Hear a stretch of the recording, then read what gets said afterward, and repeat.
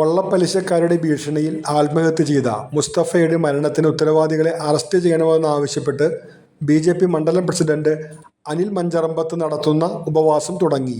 മുസ്തഫയുടെ കുടുംബാംഗങ്ങളും ഉപവാസ സമരവേദിയിലെത്തി.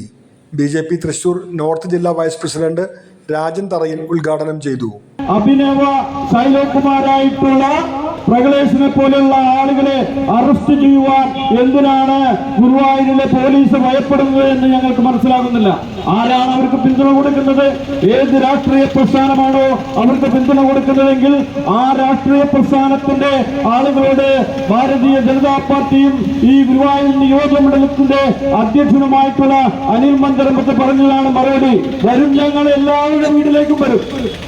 ഈ സമരക്കാർ എല്ലാ വീടുകളിലേക്കും വട്ടിപ്പോലീസുകാരന്റെ വീടുകളിലേക്ക് ഞങ്ങൾ എത്തും. ഇവിടുത്തെ പൊതുജനത്തിന് അണിനിരത്തിക്കൊണ്ട് വട്ടിപ്പോലീസുകാരന്റെ വീട്ടിലേക്ക് എത്തുമെന്ന് അദ്ദേഹം പറഞ്ഞത് വെറുതെയല്ല.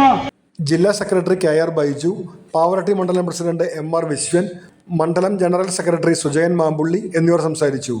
Councillor Shobha Harinarayanan, TV Vasudevan, KC Venugopal, KR Chandran, KK Sumesh Kumar, Manish Kulangara, KC Raju, K Kalidas, Deepa Babu, Prasannan Valiyaparambil, Deepak Thiruvenkitam, Shibeesh Pakkath, Manoj Ponnuparambil, Jithin Kaveed, Gautham Ravi, Krishnan Nalantha, Dileep Kiliyamparambil, Sooraj Thamarayur എന്നിവർ നേതൃത്വം നൽകി.